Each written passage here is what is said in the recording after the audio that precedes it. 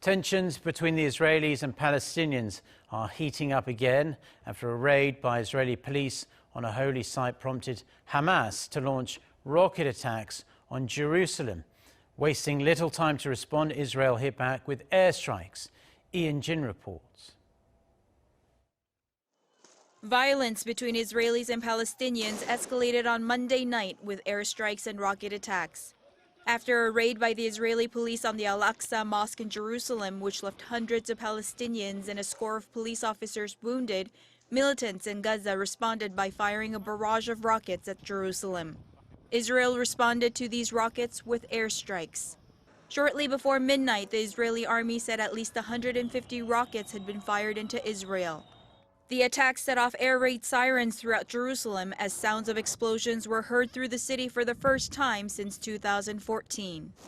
As dozens of rockets flew into Israel throughout the night, Israeli Prime Minister Benjamin Netanyahu met with top security officials and warned that such attacks will not be tolerated and that the conflict may go beyond calls from the US, UN, or Europe to calm the situation.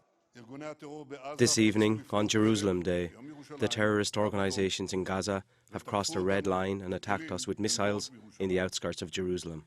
Israel will respond with great force. We will not tolerate attacks on our territory, on our capital, on our citizens, and on our soldiers. Whoever attacks us will pay a heavy price. Early on Tuesday, Hamas leader Ismail Haniyeh issued a statement saying that the rocket attacks would continue until Israel stops all scenes of terrorism and aggression in Jerusalem as well as the Al-Aqsa compound.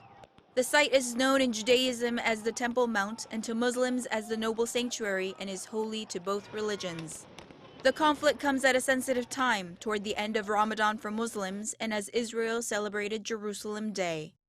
Eun-jin, Arirang News.